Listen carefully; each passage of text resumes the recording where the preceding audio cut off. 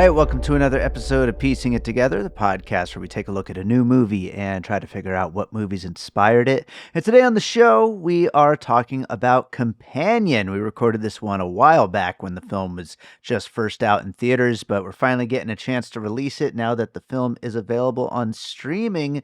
And joining me to talk about it is returning guest co-host Josh Bell from Awesome Movie Year. We have a great conversation about this one coming up. So before we get to it, I do want to remind you, as always, to make sure you are subscribed to Piecing It Together wherever you listen to podcasts. You can follow us on social media at Piecing Pod. And also, because we only had a few days to really promote this one, I do want to let you know that tomorrow we have a live show coming up at Downtown Cinemas. It's Saturday, April 19th. We are going to be talking about Sinners, the new film from Ryan Coogler.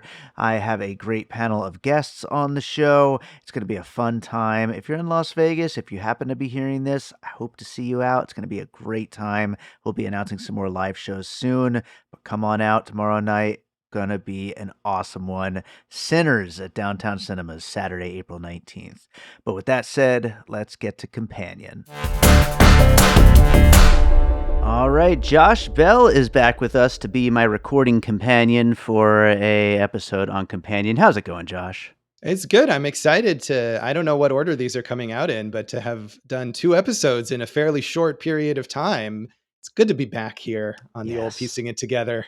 Yes, always happy to have you. And by the way, I have no idea what order these are coming out in, but we'll find out as soon as everybody else finds out. So that's fun. I look forward to it.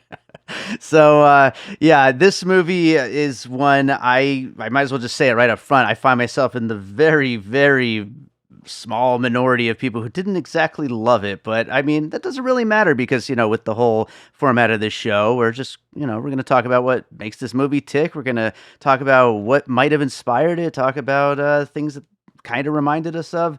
And so whether or not I am an idiot for not liking it, that doesn't matter. Yeah, I liked it a lot. I'll say that right now. I mean, it's very early in the year, of course, so not that many movies or good movies, but if we were doing the top 10 thus far, well, I would not have 10, but this would probably be toward the top, I think, honestly. Like, whether it'll stay there, I don't know, but I really enjoyed it. I thought it was a lot of fun, and even as we'll probably talk about with some of the plot developments ruined by the marketing, I still had, that didn't hinder my enjoyment of it at all. Yeah, and we should actually mention that briefly before we get into the pieces. I do think that's a big part of what kind of stopped my enjoyment of this movie. And it's not like it's the first time that's happened. We see marketing that gives everything away, on plenty of movies throughout the years, especially lately. It's just something about the way it unfolds in this one. I feel like it really just laid all of its cards on the table, and then I was just sitting there like, oh, okay, that's cute. I just I don't think that there was that much else there. And it just, I don't know, there just did not work for me in that way. And I think that the marketing was a big part of that. Yeah, I don't know. I mean, also to me, I'm very much like, not that I am in favor of marketing showing you everything in a movie, but in a general sense, I feel like people are way too sensitive about spoilers. And the main thing that the marketing ruined happens in like the first 20 minutes of the movie. And to me, anything in the first 20 minutes of the movie is fair game.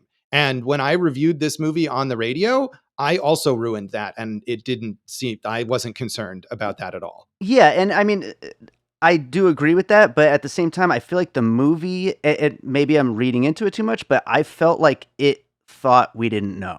Well, sure. Yeah. I mean, I agree with that, but I'm saying that knowing these things to me is not an issue. And the idea that the characters are learning this is okay. And so I don't know. I also have the experience of, doing Awesome Movie Year and reading old movie reviews. And even into the 70s and 80s, film critics would literally spoil the entire plot up until the very end of the movie, and nobody cared about that. Yeah. So I think that the effect of this is people are way too sensitive about it these days, honestly. Yeah, possibly. That is definitely a possibility. But all right, let's get into some puzzle pieces. What do you have for your first one? So I don't know if I should start with the most obvious, because we'll probably have a lot of similar ones, but I'll start with Alex Garland's Ex Machina, which is also about an android woman who is oppressed I Hmm. guess we could say, and takes her revenge in a much more devious, dangerous way, I guess we could say. And the implication, I think, at the end of Ex Machina being that, like, she's going to perhaps take a larger revenge on the human race, which I Sure. don't think is something that we're meant to believe about this film. And of course, even though I think in Ex Machina you're meant to sympathize a bit with that character, Alicia Vikander's character, because the real villainous one is the tech mogul, is Oscar Sure. Isaac, but the main sympathetic character is Domhnall Gleeson, the kind of sensitive guy character, which this movie subverts, where Jack Quaid starts out seeming like that kind of sensitive guy character, and you realize that pseudo sensitive guys are often just as terrible, and in some ways more terrible than people who are overtly Yeah. Yeah. sexist and misogynistic, because at least those people are honest. So I love Ex Machina. I mean, I haven't seen it in a long time, but I loved it at the time, and I don't think it's problematic for the way it presents all that. But I do think that this is, I would imagine that this is a movie where the filmmakers had seen Ex Machina and thought, well, let's not approach it that way. Sure, and yeah, and it definitely should get points for that because like it is taking something that we just saw, not too long ago with Ex Machina, and I feel like anybody who is a fan of current movies is probably a fan of that movie. I mean, it's just such a great one, and it does the whole AI, artificial intelligence thing so damn well, and having a beautiful woman as this kind of a character that is, like you said, subservient to its creator and all that kind of stuff. And I think that it's a smart thing to go in a kind of different direction, but then at the same time, it does echo a lot of points, especially that ending, which I think kind of takes you in a kind of similar place. But yeah, definitely one that I was thinking of here.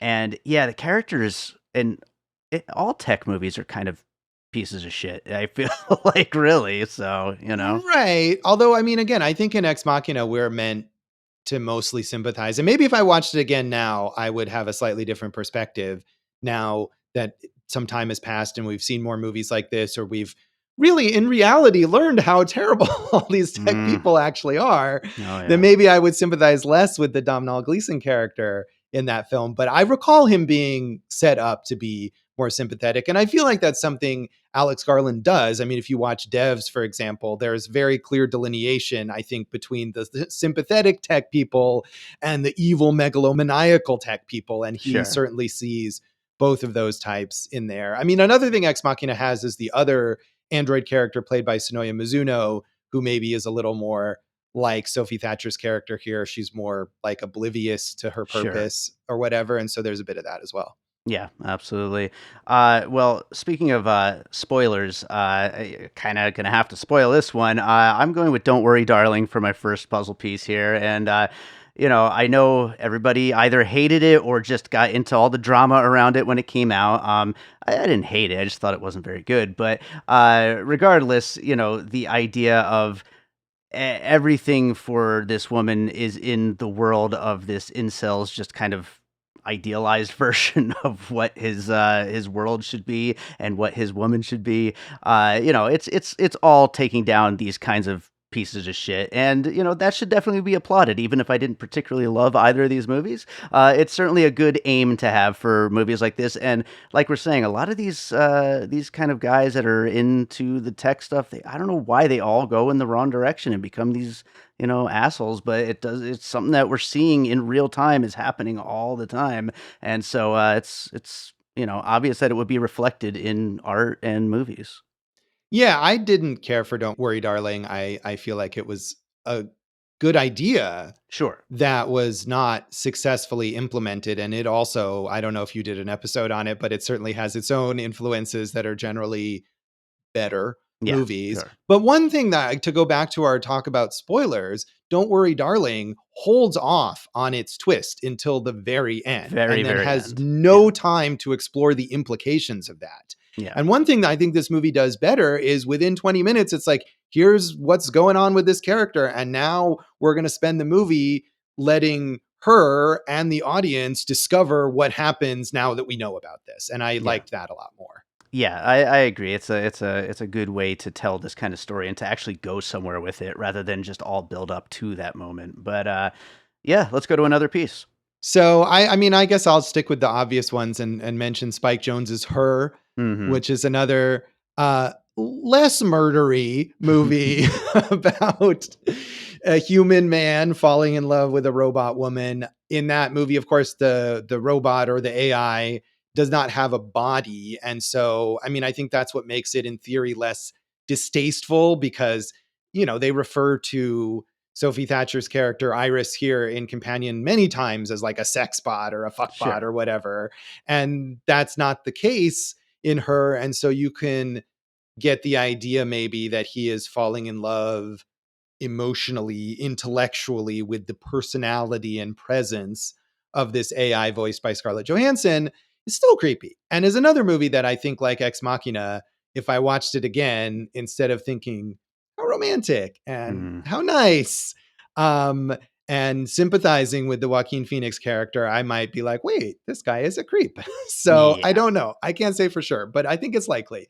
The other thing that happens in that movie that happens a bit here, although I feel like it's a little underplayed in Companion, is the idea that this AI can increase its own intelligence, where it basically surpasses the intellectual capacity of the human that it is meant to love. Sure. And in Her, I think that's presented a bit as like a tragedy, like, oh, they can't be in love anymore because she has transcended human ability and he just is not able to get there with her. And in Companion, it's a tool for her violent revenge. But either way, the idea that this something can, unlike humans who can only increase our intelligence so much, Yeah, sure. it has this ability to artificially enhance its own intelligence.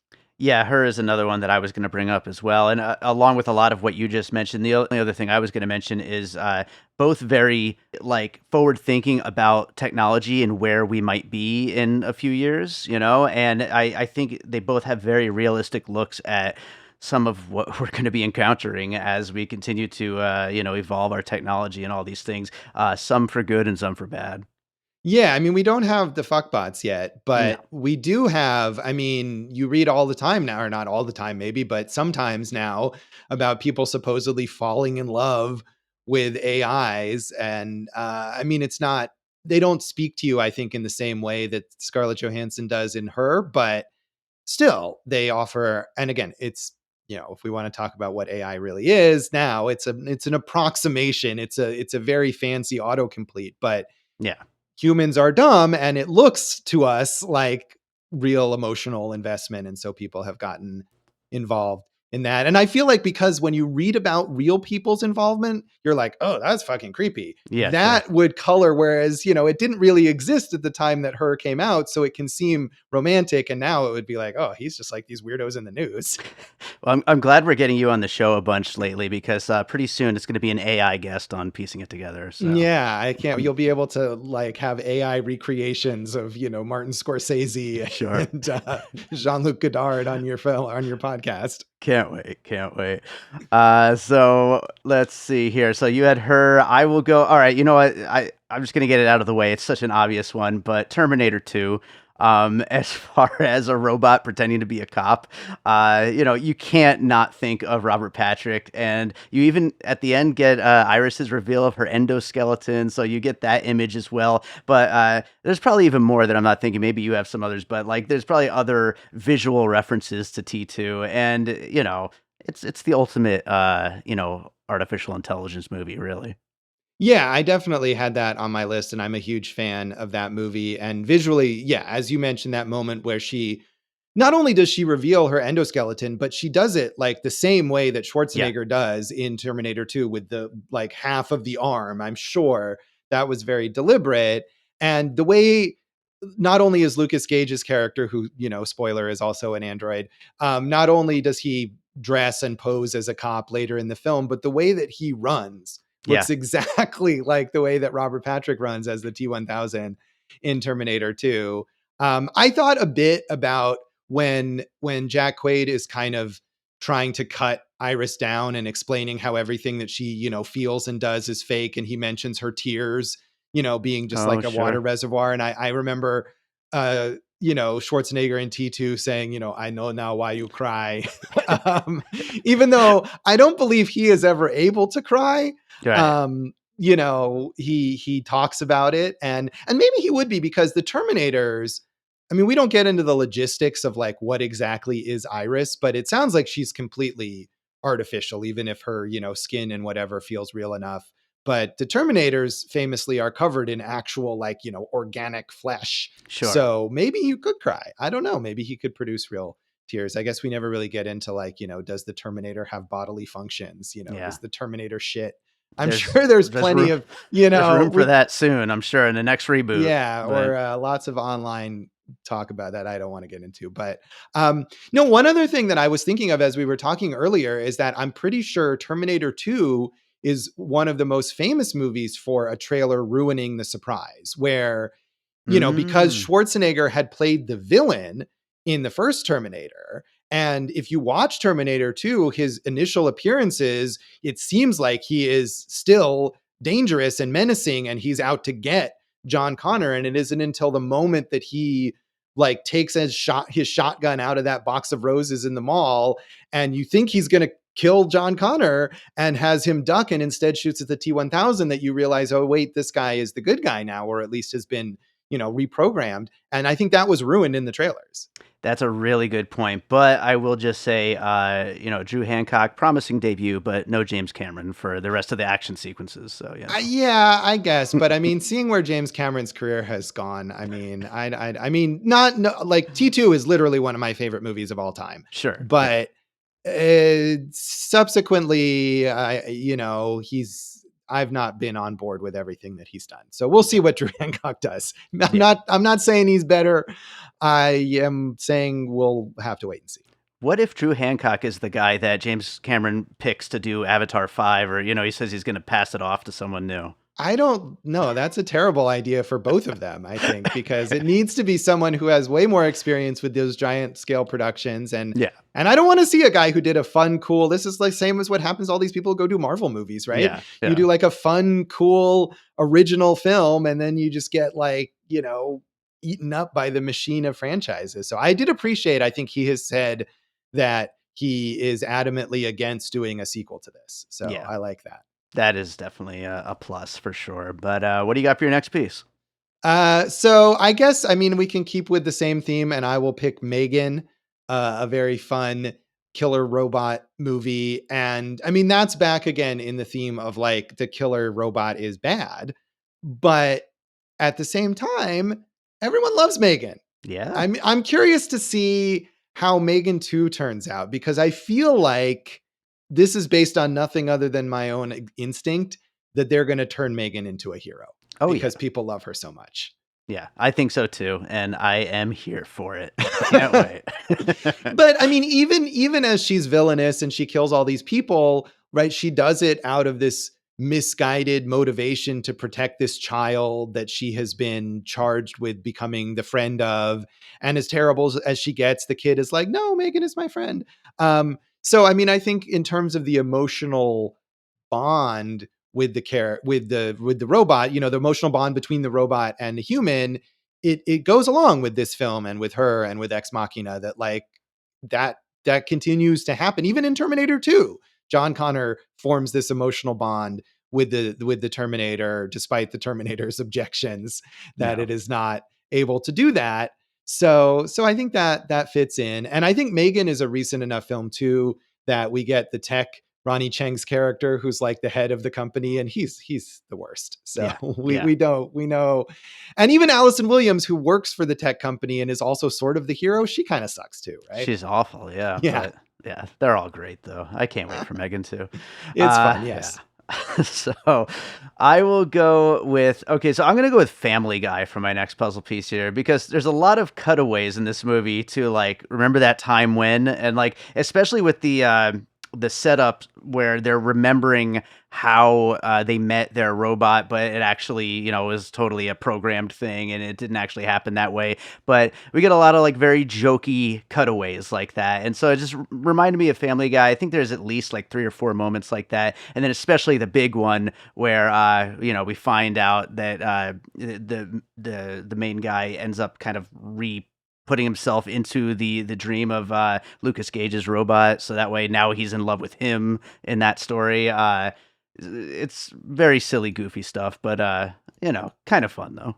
Yeah, I mean, I liked it more than that. I mean, I am not a fan of Family Guy, and I feel like it was more than just a cutaway for the sake of making a quick joke. I mean, they're longer flashbacks than that. And I think like the first time that it flashed back to the sort of, the fake meet cute between the two guys, I was like, oh, do we really need this whole scene for these like secondary characters? But then when it comes back around, like you were saying, and you realize that Jack Quaid inserts himself into it in order to get the loyalty of the Lucas Gage character, I was like, oh yeah, this means more now because we saw this before. And I know you Yeah, weren't a fan of the film, but I feel like that stuff all built well. And it's funny. There's funny elements to it, but I thought it helped build the story and helped you understand the characters when you see him getting Iris in the first place while Iris by the Goo Goo Dolls is playing in the background. sure. Yeah, And, how he constructs her love for him. And then she understands that it was constructed later on. I feel like that all built into understanding the character's motivations better. yeah. Okay, fair enough. You don't agree. It's fine. It was just goofy to me, but Yeah. So let's go to another one from you. What do you got? All right. Well, I'll take a break from the robots for a moment and mention Coralie Farge's Revenge, the first film from the director of The Substance. Obviously, another filmmaker who is very interested in feminist narratives within the genre space. Hmm. And that's not a movie with robots, nor is it like Don't Worry, Darling, a movie about humans being mind controlled. But it is a movie about a woman who is essentially like the trophy girlfriend of some douchebag being Hmm. taken with him on a secluded vacation with all his friends and being mistreated and then taking her revenge and killing them all. Sure. So, I mean, it's a more basic like rape revenge movie. Pretty much the guy offers his dude friends like free reign with his girlfriend that she has not consented to. But in a way, that's what we see in the setup here with the Sergei character. And, we learn later on that that was all a further setup to get Iris to kill him. But the way he presents it is like, hey, I've been told like I can just do whatever I want with you. And in Revenge, these are real human people who have Yeah, been sure. told this and who are mistreating this woman. And so, of course, she takes it takes the power back. And like The Substance, it's very stylized and very colorful and cool. And I liked it a little more because it was a little more streamlined than that and a little more straightforward. But if you like The Substance, it's definitely worth seeing, and it's worth seeing, I think, on its own. So yeah, that's a cool version of that, Revenge. All right. Well, I'm going to go with The Truman Show for my next one. Speaking of a person who finds out that literally every single aspect of their life has been a lie, basically. And by the end, we know that they're about to take control back of everything and go and live their life in a better way. And, another movie that's also kind of like we were talking about with Her is very like technologically forward thinking, like kind of, imagined a world of all of this reality TV and how addicted everybody would be to it. So I think all of these movies kind of have their finger on the pulse of that kind of stuff. And so yeah, but mainly the idea of this person like finally getting to grips, and that's something that is like very very easy to get behind and want to see this person, or in this case robot, get out of that. Yeah, what if Truman had murdered everyone who was put in? I mean, you probably would have been okay with it, I'd be right? 100% on board. Yeah, why not? Yeah, we could have turned that into something else. So, yeah, I love The Truman Show. I haven't seen it in a long time, but I remember, Andrew Niccol, who wrote that but didn't direct it. And then he wrote and directed Gattaca soon after. And he Mm, seemed like he was this really prescient, sci-fi auteur. And then he made a bunch of not good movies that were not prescient at all. We are not living with little timers embedded in our arms now that we have to buy more of. If you've seen In Time starring Justin Timberlake, which that's you right, that shouldn't. is him. Oh Yeah. yeah. That one less predictive about what would happen in the future, but briefly, I mean, people talk about Gattaca now still. I mean, I think that had a lot of also similar forward thinking stuff. But yeah, The Truman Show, and I mean, he didn't direct that. Peter Weir directed it, and I feel like that probably elevated a lot of it in the performances from Ed Harris and Jim Carrey. and did anticipate. I know there's a very popular acclaimed book about the history of reality TV that came out like maybe a year ago. And the title of that book is Cue the Sun, which of course Mm. is a line from the Truman Show. Yeah, absolutely. Well, let's go to another piece. All right. Well, I'm going to go back to the robots, Yeah, sure. and Why not? because that's what I got left. So I will mention the Stepford Wives, which is I think one that came up a lot with "Don't Worry, Darling," especially when people didn't know exactly what the whole twist would Sure. be in Yeah. that film, and it seemed like maybe these women were robots who were trying to act like 1950s housewives.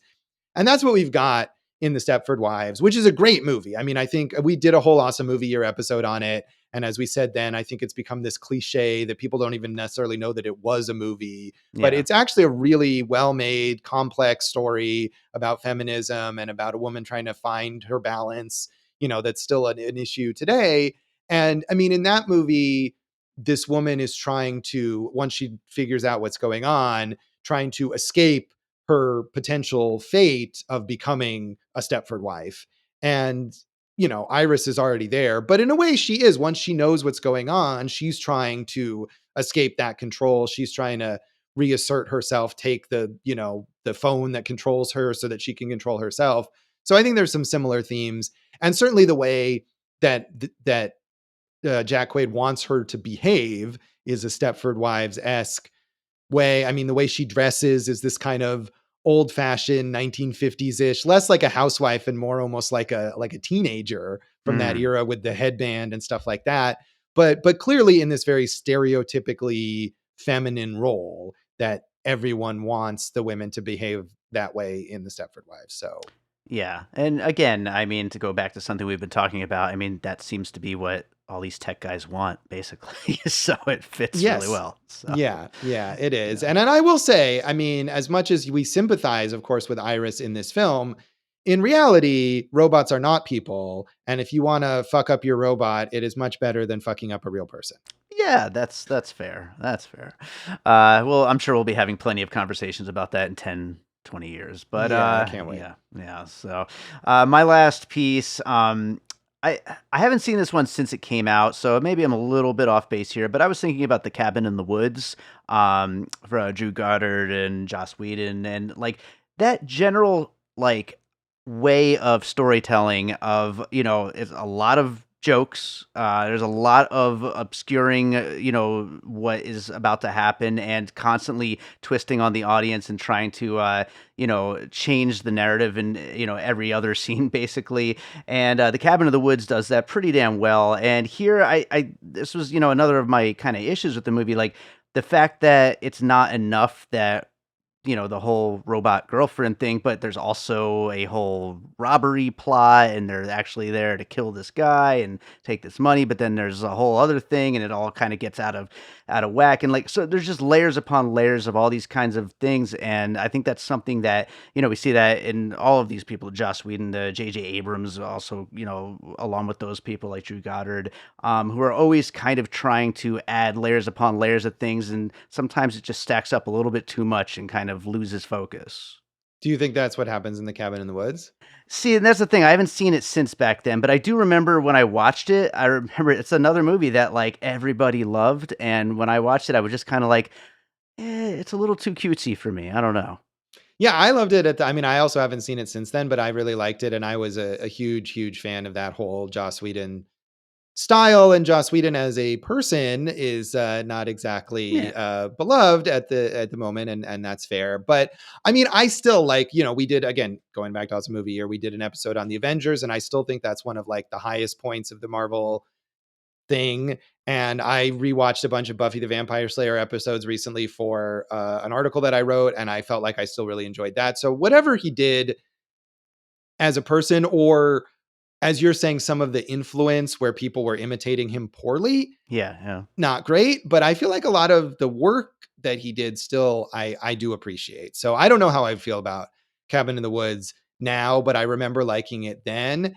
And I do feel like with Companion, that escalation to me is key, because if it was just like, oh, she's really a robot, then the marketing ruining the twist would be a lot more disastrous, Hmm. because you get to that twist 20 minutes in, and if you're like, oh, okay, now this is what the movie's about, and then it doesn't progress, then it's like, okay, this was just a one joke or one, twist kind of thing that ran out of steam. But I liked that it kept escalating and we didn't forget about what the implications of that first twist were and her being a robot and learning that she is and how can she react to that. But the circumstances keep piling up. And I feel like that's also what happens in a great movie of that type, where it's like criminals poorly plan Yeah, some yeah. sort of crime and then it spirals out of control. And you need that to keep spiraling further. I think I'm just so interested in these kinds of AI robot kind of stories that like I was like, okay, well, now we got a whole robbery thing. I don't really want this. I want to go back to the girl. Like, Yeah. you Yeah. I know, mean, I thought there was enough with her in exploring that idea that I was happy with all of it, but obviously yeah, that's not how you felt. Yeah. yeah, fair enough. So, any other pieces you want to bring up? Yeah, one more robot one I figured I might as well throw in, which is Westworld, the TV show. I've not seen the Westworld movie. And the Westworld TV show, the specific thing that I was, thinking of with that is like, it's very much, especially, I mean, I've only seen the first season because I got annoyed with it, but it's very much about like character that seems to be a human turns out to be a robot and learns themselves that they are a robot and then acts on that. Hmm. And Westworld, even by the end of the first season, like it was, I feel like it was the opposite of this in a way, because you get the twist, oh, she's a robot. And then other twists are not. I mean, we do also get, oh, Lucas Gage is a robot, but we get, oh, they were robbing this guy. And actually, he wasn't the kind of guy that they thought he was. And, things that are not just about people being robots. And Westworld was full of like, oh, that person's really a robot. And then 3 episodes later, wait, this person is also a robot. And I feel like by the end of the first season, like half the characters were Nice. revealed to be robots and it lost all impact. And I Yeah. think it continued as the show went on. So that was a little much. But I mean, it definitely played a lot with that idea of like, what if this robot who always thought they were a person learned that they were not? And how does that change their motivations and what they think is right or wrong and all that? And I mean, at best, I think that's what that show could be about. Yeah, I really wanted to watch that show, but I never got around to it. That was like right at my cutoff where I stopped watching TV. So, I too can't bad. say I recommend it. I mean, it has its fans, but even the first season I thought was not like it didn't really have a handle on what it was doing. And I think it got further out of hand as it went on, but I didn't bother finding out. Yeah, I guess I probably will never get around to it. It's probably been deleted by this point. I don't know. Yeah, it has, I believe, actually been taken off of Max. I think you can watch it on like Tubi or something now. That's not going to happen. So, Yeah. all right. Well, I think we got into a lot of interesting stuff here. Obviously, a lot of robots, but some other stuff as well. But any closing thoughts? Anything we didn't quite get to?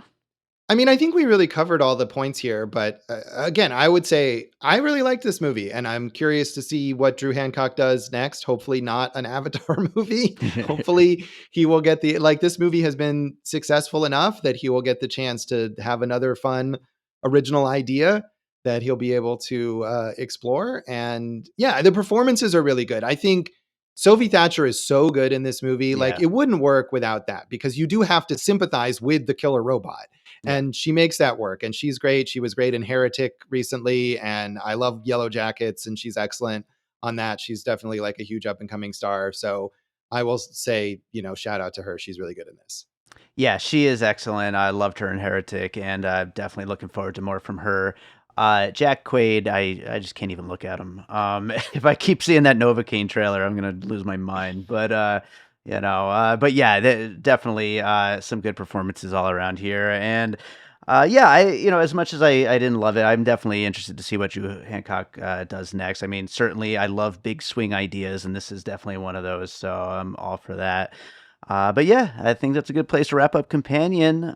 Josh, is there another movie you watched recently you'd like to recommend to our listeners? Yeah, I mean, speaking of kind of genre bending, horror ish things with lots of twists, I really liked The Gorge, Scott Derrickson's Apple TV Plus original film, which seems to be getting kind of a mixed response. But I thought it was like it mixes genres and tones in a way that maybe wouldn't or shouldn't work. It's like this espionage thriller, and then it's a romantic comedy, and then it's like a Resident Evil style horror movie, and then it goes back into this big action thing.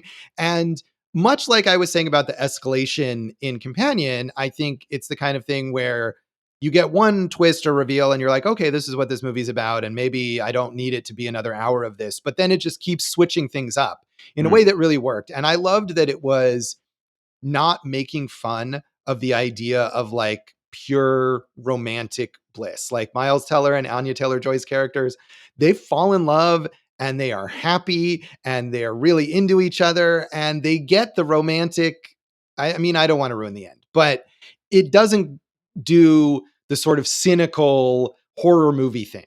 So I really enjoyed that about it. I think it's got cool monster design. They're both great actors and they have great chemistry together. So I really enjoyed it. I don't know how many people like have Apple TV Plus anymore, but if you got it because you're watching the new season of Severance, like watch The Gorge. It's quite good. Yeah, I got a text from my dad. He said, I found The Gorge on Apple. This would have made a lot of money if it came out in the theaters, or maybe just a little bit of money, but still. Yeah, I mean, I think he's right, actually. And I don't know. I know Apple has scaled back after like a few movies that they gave big theatrical releases to, like Argyle and Fly Me to the Moon, that were huge flops. They've decided not to do theatrical releases. They did the same thing with Wolves a few months ago. Yeah. And but I agree. I mean, I'm not sure what the filmmakers thought would be happening when they were making this movie, but it feels like a movie that is made to be seen in a theater, and that's not happening. Bummer. Yeah. Well, Josh, what do you got going on? What's happening with Awesome Movie Year? Well, depending on when this comes out, who knows? But we may be still in the middle of our season on the films of 1941. So that's cool. I always enjoy when we get to look back further into film history. So you can check us out at awesomemovieyear.com and wherever you listen to podcasts. We're at Awesome Movie Year on Facebook and Instagram as well. Although there's really nothing on the Instagram, but it'll probably connect you to the Facebook. Yeah, it'll hopefully get you somewhere. Yeah, we gotta learn technology together, and then we can do some cool stuff. Yeah, we'll get that AI in so that we can not have to host the podcast anymore. Ay. Not good at all. But my stuff, old things at joshbellhateseverything.com. I'm at Josh Bell Hates Everything on Facebook, at Signal Bleed on Blue Sky, and on Letterboxd. Right on. Well, Josh, as always, great having you here. We'll get you back again sometime soon. Sounds good. All right, so I hope you enjoyed that conversation about Companion. Thank you so much to Josh Bell for joining me on that one, and thank you to all of you for listening. If you're enjoying piecing it together, make sure you are subscribed. We've got a lot of episodes on the way, and if you get subscribed, you'll find out as soon as they all come out. You could also follow me on social media at Piecing Pod, or join the Facebook group Popcorn and Puzzle Pieces if you want to stay up to date on everything that I'm up to. I also have a Substack mailing list you could subscribe to as well to get all the details on everything I've got coming up. But that's today's episode, and I'm going to close it out with a piece of music like I always do, and I got a perfect one today because, and I probably mentioned this when doing the trailers episode for the month when Companion came up, but about 2018, I believe, I released a music video for a song of mine called Artificial, and I wrote this music video. It was a short story that I wrote, and I was able to collaborate with a filmmaker by the name of Ben Yonker, who brought this story to life. And it is about a woman who has this artificial companion, and she ends up breaking its heart. And it's different from the movie Companion. It takes some different kinds of twists and turns in this very film-like music video for my track Artificial, but you could definitely see where there's some similarities to the concept, and I could have definitely used Artificial as a puzzle piece here. But anyway, you can find the Artificial music video on my YouTube channel, my Music by David Rosen YouTube. But I'm going to close us out today with the song Artificial. So this is from my album Head Like Fire that came out in 2016. And like I said, this video came out in 2018. You can find it on the YouTube channel. Hope you enjoy it. And we'll be back with more Piecing It Together real soon.